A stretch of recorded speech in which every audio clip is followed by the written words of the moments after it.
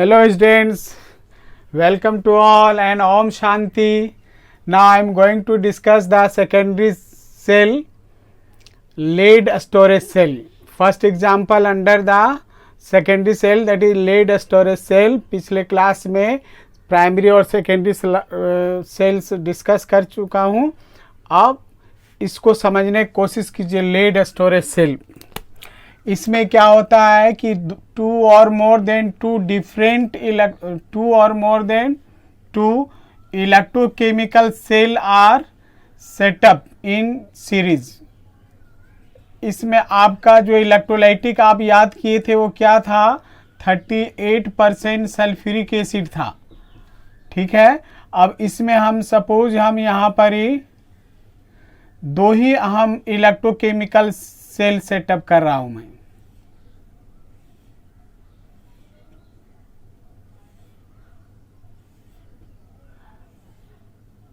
चार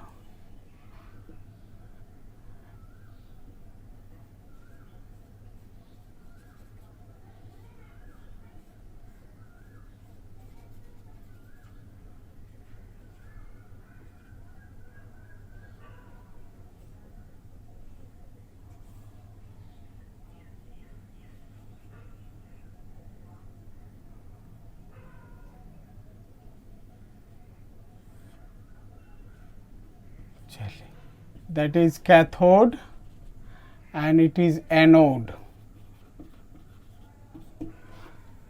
अभी मैं यहाँ दो इलेक्ट्रोकेमिकल सेल सेटअप किया हूँ. मैं इसमें आप 3, 4, 5, अभी मोटर कार में जो आपको बैटरी यूज होता है उसमें 6 है ऐसे आपका इलेक्ट्रोकेमिकल सेल सेटअप होता है. तो इसका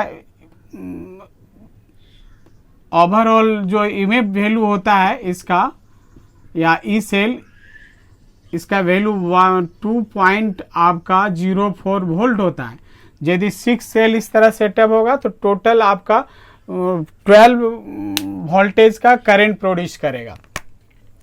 तो मेन क्वेश्चन क्या आता है लीड स्टोरेज सेल में, डेफिनेशन वगैरह मैं पहले ही बता चुका हूं. अभी आपका लिखना क्वेश्चन यदि आएगा कि write the reaction involve in the lead storage cell, तो आपको एनोडिक और कैथोडिक रिएक्शन लिखना है. एनोड में क्या होता है और कैथोड में क्या होता है. तो आपको पता है इसका एनोड क्या होता है, स्पॉन्जी लेड होता है. और स्पॉन्जी लेड में आपको लेड डाइऑक्साइड फिलअप किया रहता है, ये कैथोड का काम करता है. तो एट एनोड में आपका जो रिएक्शन होगा आप लिख सकते हैं पीबी जो है, आपको जो इलेक्ट्रोलाइटिक सल्फेट से जो सल्फ्यूरिक एसिड है उससे आपको सल्फेट आयन आता है. ये 2 इलेक्ट्रॉन लूज करेगा और आपको लेड सल्फेट के रूप में बन के आएगा. यानी इसके सरफेस में लेड सल्फेट का लेयर बनना शुरू हो जाएगा और 2 इलेक्ट्रॉन लूज करेगा.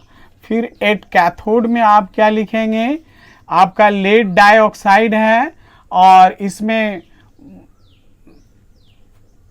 वाटर, आपको ये सल्फेट आयन लिख सकते हैं इसमें पहले, और सल्फ्यूरिक एसिड है तो 4H+ लिख दीजिए इसको. और इसमें आपका 2 इलेक्ट्रॉन गेन करेगा, 4 पॉजिटिव 4 नेगेटिव हो गया. और इस तरह से आपका क्या बनेगा, PbSO4 and H2O, 2 water molecule. तो ओवरऑल सेल रिएक्शन क्या होगा, लेफ्ट साइड में Pb प्लस PbO2 और सल्फेट यहाँ आप लिख सकते हैं 2 मोल H2SO4 भाग लेगा. और प्रोडक्ट साइड में लेड सल्फेट PbSO4 ये 2 मोल हो गया. यानी कैथोड में भी लेड सल्फेट के रूप में जमा होगा लेयर और एनोड में भी, और 2 वाटर मॉलिक्यूल में. So what you are observing in this reaction, the sulphuric acid consume and water produce. आपको वाटर प्रोड्यूस हो जाता है. तो जब सारा सल्फ्यूरिक एसिड यूज अप हो जाएगा, जब तक ये यूज होता रहेगा इलेक्ट्रिक करंट प्रोड्यूस होगा और फाइनली आपको वाटर रह जाएगा और हर इलेक्ट्रोड के सरफेस में आपका लेड सल्फेट बन जाएगा. रिएक्शन स्टॉप हो जाएगा. फिर इसको हमको रिचार्ज करने की ज़रूरत पड़ता है. चूँकि मैं बताया था कि ये रिवर्सिबल रिडॉक्स रिएक्शन है, ये सेकेंडरी सेल में आपका ये आपको रिचार्ज करके फिर से इसको रीयूज कर सकते हैं. But once concentration of sulfuric acid has fallen to permissible value the battery should be change, यानी एक परमिसिबल वैल्यू है जो सल्फ्यूरिक एसिड का डेंसिटी यदि उससे भी नीचे चला गया तब तो फिर ये फिर वर्क नहीं करेगा, आपको फिर नया बैटरी यूज करना होगा। एनीवे तो ये ओवरऑल सेल रिएक्शन हो गया। अब सपोज इसको हम लोग को ये इसको लिख सकते हैं ड्यूरिंग डिस्चार्जिंग, जब ये फंक्शन कर रहा है इलेक्ट्रिक करंट प्रोड्यूस कर रहा है तो डिस्चार्ज होता रहता है उसमें। अब हम इसको ड्यूरिंग रिचार्ज लिख सकते हैं, लेकिन एग्जाम में आएगा फॉर डिस्चार्ज और फॉर रिचार्जिंग, ड्यूरिंग रिचार्ज। तो रिचार्ज में जस्ट उल्टा हो जाएगा।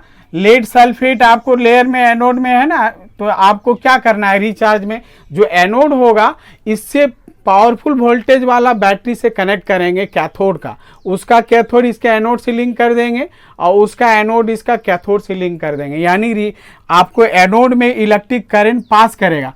अब तक ये इलेक्ट्रोकेमिकल सेल बेसिस से वर्क कर रहा था, लेकिन जब रिचार्ज करते हैं then you have to supply the electric current to make the chemical reaction. तो आपको इसमें क्या हो गया, आपको जस्ट रिवर्स हो गया, यानी इलेक्ट्रोलाइटिक सेल का काम करने लग गया। तो ड्यूरिंग रिचार्जिंग आपको ये इलेक्ट्रोलाइटिक सेल बिहेव करने लगता है। तो लेड सल्फेट में आप ये आपका लिखेंगे एट कैथोड, कैथोड में आप इलेक्ट्रिक करंट पास कर रहा है तो ये बन जाएगा आपका लेड में कन्वर्ट हो गया, जो सल्फेट उससे रिलीज हो गया और सल्फेट आयन सॉल्यूशन में वाटर में आने लगा। फिर एट एनोड में लिख सकते हैं PbSO4, वहाँ उसके भी सरफेस में लेयर है और चूंकि वाटर वहाँ है अवेलेबल, इसमें इलेक्ट्रॉन लूज करेगा, इलेक्ट्रॉन लूज करेगा, 2 इलेक्ट्रॉन लूज करके दिखा दीजिए और फिर PbO2 और ये वाटर के रूप में बन के आएगा, ये H प्लस के रूप में, सॉरी। तो आप ये देख रहे हैं इसमें सल्फेट रेडिकल भी दिखा दीजिए इसमें 2 माइनस। तो इसमें आपको वाटर आपको यूज हुआ है और एज ए राइट साइड में देखिए 4H plus and 2 sulphate ion, तो आपको सल्फ्यूरिक एसिड बना। तो आप इसको ओवरऑल सेल रिएक्शन लिख सकते हैं ट्वाइस PbSO4 प्लस वाटर और राइट साइड में आपका Pb प्लस PbO2 और ये H2SO4 लिख सकते हैं। देखिए आपको यहाँ पर वाटर कंज्यूम हुआ और सल्फ्यूरिक एसिड के रूप में बन के आ गया, तो फिर आपका सेल में सल्फ्यूरिक एसिड आ गया, फर्दर हम इसको यूटिलाइज कर सकते हैं। तो ये आपका हुआ लेड स्टोरेज सेल का डिस्चार्जिंग के वक्त का जो रिएक्शन इन्वॉल्व और रिचार्जिंग के दरमियान में जो एनोडिक कैथोडिक रिएक्शन है वो आपको दिखाया गया है, तो आप इसको याद कर लेंगे। तो अब आते हैं हम लोग निकल कैडमियम सेल।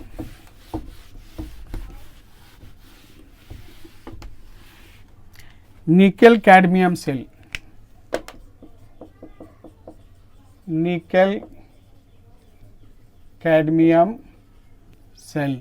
तो आपको पता है इसमें निकल में एनोड क्या होता है, आपको याद है, एज ए कैडमियम होता है, और कैथोड क्या होता है, हाइड्रेटेड निकल ऑक्साइड होता है NiO2 और 2 वाटर मॉलिक्यूल एसोसिएट होगा, और इलेक्ट्रोलाइटिक सब्सटेंस क्या होता है, सोडियम हाइड्रोक्साइड होता है या पोटेशियम हाइड्रोक्साइड।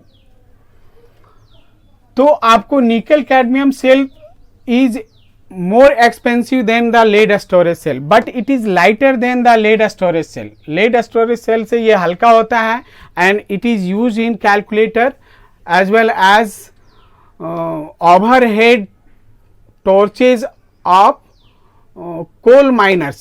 माने कोल माइनर सब आपका हेड में एक टॉर्च लगाया रहता है जो माइंस में अंदर जाता है, तो उसमें ये बैटरी यूज होता है।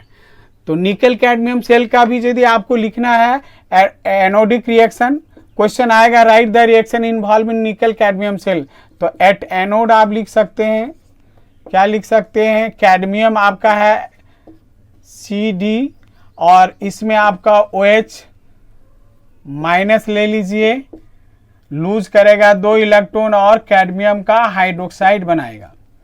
फिर कैथोड में क्या होगा, तो निकेल डाइऑक्साइड है और वहां वाटर 2 मॉलिक्यूल है, इसमें इलेक्ट्रॉन गेन करेगा और निकेल का हाइड्रोक्साइड बनाएगा और हाइड्रोक्सिल आयन आपको डेवलप करेगा। ठीक है, तो ये बहुत सिंपल रिएक्शन है निकेल कैडमियम रिएक्शन का। तो कैडमियम प्लस निकेल डाइऑक्साइड, यहाँ आपको 2 वाटर है लेफ्ट साइड में, ये OH OH कैंसिल हो गया, फिर cadmium OH whole 2 and nickel IOH whole 2। और ड्यूरिंग रिचार्जिंग इसको जस्ट रिवर्स कर देंगे, ड्यूरिंग इक्वेशन ड्यूरिंग रिचार्जिंग, क्योंकि रिवर्सिबल रिएक्शन है रिडॉक्स रिएक्शन, तो आप जस्ट उल्टा करके लिख दीजिए। ये रिवर्सिबल साइन आप दिखा सकते हैं, cadmium hydroxide plus nickel hydroxide, और आपको इधर आप रिचार्जिंग यहाँ ऊपर में लिख दीजिए रिचार्जिंग, और कैडमियम प्लस निकेल डाइऑक्साइड और वाटर मॉलिक्यूल इसमें एसोसिएट हो जाता है, तो इसको आप लिख सकते हैं। तो ये ड्यूरिंग रिचार्जिंग हुआ और ड्यूरिंग ये डिस्चार्जिंग हो गया, तो निकेल कैडमियम हो गया। अब एक स्पेशल सेल है जिसको हम फेल सेल बोलते हैं, तो उसको आप थोड़ा सा VVI में रखिए, बहुत इंपॉर्टेंट है। अक्सर 1 मार्क्स में definition what is fuel cell, या 2 मार्क्स में आपको write the reaction involve in fuel cell, ये 2 क्वेश्चन इसमें अक्सर पूछता रहता है, तो आप इसको याद रखेंगे और इम्पोर्टेंट में रख लीजिए इसको, VVI फेल सेल। तो पहले तो आप डेफिनेशन लिख लीजिए, it is that cell which produce electrical energy directly from combustion of fuel substance like fuel के रूप में हाइड्रोजन या आपका कार्बन मोनोऑक्साइड या आपका मीथेन भी यूज किया जाता है। तो ये आपको फ्यूल सेल हो गया, ये हाईली एफिशिएंसी होता है, इसमें इलेक्ट्रिक करंट, इसमें रेसिड्यू नहीं बचता है, एज ए तुम्हारा बाय प्रोडक्ट वाटर बन के जो आता है वो एस्ट्रोनॉट ड्रिंकिंग पर्पस में उसको यूज कर लेता है। तो आपको अपोलो सैटेलाइट में यूज किया गया इस सेल को, फ्यूल सेल। तो डेफिनेशन बहुत सिंपल है एंड कंस्ट्रक्शन आप इसका कर सकते हैं। इसमें पोरस कार्बन रोड का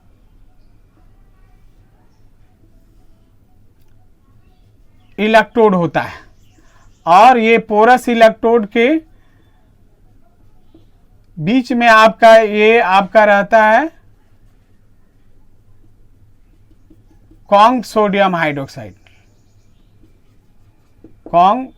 हाइड्रोक्साइड और पोटेशियम हाइड्रोक्साइड। ओके, और एक इनलेट जो होता है थ्रू ऑक्सीजन गैस रिलीज, और दूसरा इनलेट जो होता है लिक्विड हाइड्रोजन इज पास्ड। तो आप यहाँ पर दिखा सकते हैं, एक आउटलेट होता है जिससे वाटर जो बन के आता है बाय प्रोडक्ट, इससे निकलता रहता है H2O। This is the construction of the fuel cell. ये ग्रेफाइट, दोनों एनोड कैथोड ग्रेफाइट का पोरस ग्रेफाइट होता है। तो आप एट एनोड में क्या रिएक्शन होगा उसको लिखिए। हाइड्रोजन आपको यहाँ इलेक्ट्रोलाइटिक सब्सटेंस सोडियम हाइड्रोक्साइड, वहां से OH आएगा और ये वाटर बना दीजिए इसमें, और प्लस 2 इलेक्ट्रॉन लूज करा दीजिए। एट कैथोड ऑक्सीजन और ये वाटर आपका इलेक्ट्रॉन गेन करा के फिर इसको हाइड्रोक्सिल आयन में कन्वर्ट करा दीजिए।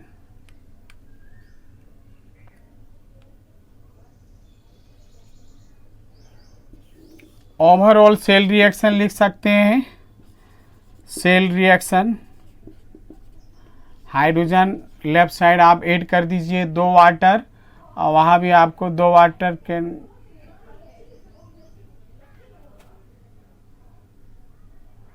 2 नेगेटिव 2 नेगेटिव हो गया ये 2 2 2 4 ठीक तो है।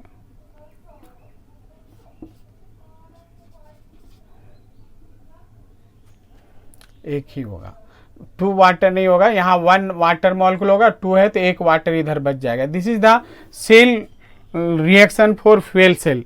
तो ये बहुत शॉर्ट है और आसान भी है, 1 मार्क्स यहाँ। और यदि रिएक्शन आपको लिखने बोलेगा ये, तो आप इसको याद रखेंगे फ्यूल सेल। लास्ट टॉपिक अभी बताने जा रहा हूँ, दैट इज द कोरोजन। तो कोरोजन में एक है मैकेनिज्म ऑफ रस्टिंग, वो इम्पोर्टेंट है। वो पहले अल्टरनेट पूछता रहता था, अभी बहुत सालों से नहीं आया है, तो आप उसको थोड़ा सा ध्यान में रखेंगे। मैकेनिज्म ऑफ द रस्टिंग, तो पहले आप डेफिनेशन कोरोजन का लिख लीजिए। It is very slow oxidation reaction in which metals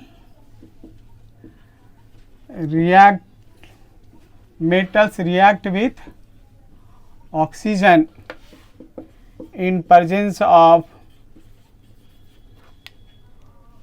moisture, और वाटर लिख सकते हैं आप, moisture, to produce undesirable unwanted substance, that is hydrated metallic oxide.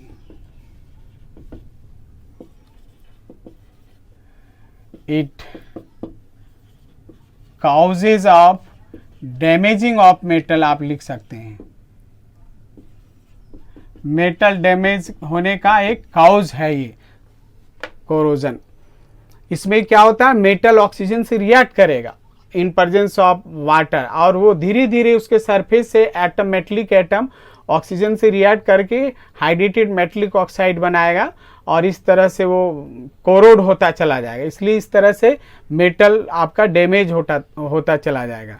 तो इसमें जो बहुत सारा रिएक्टिव मेटल कोरोजन होता है, बहुत माने नोबल मेटल जो है वो आपको उसका कोरोड नहीं होता, उसका कोरोजन नहीं होता है, तो इसको ध्यान में रखिएगा।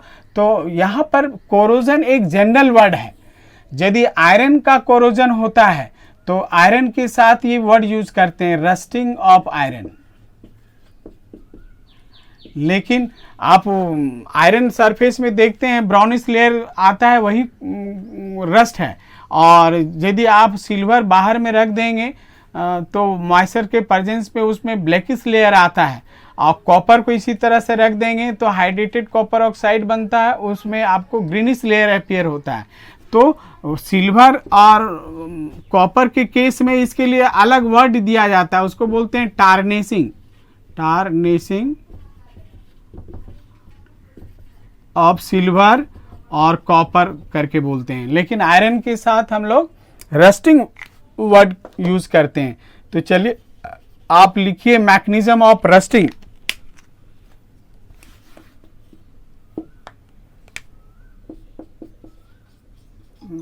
Mechanism of rusting.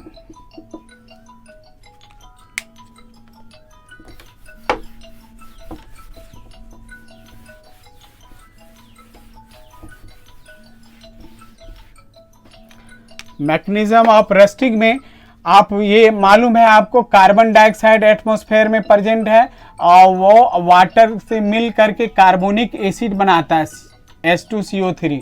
Sulphur dioxide water से मिल के आपको सल्फ्यूरस एसिड बनाता है, और यही कार्बोनिक एसिड क्या है, आपको डिसोसिएट हो जाता है वाटर में as a H+ and carbonate ion.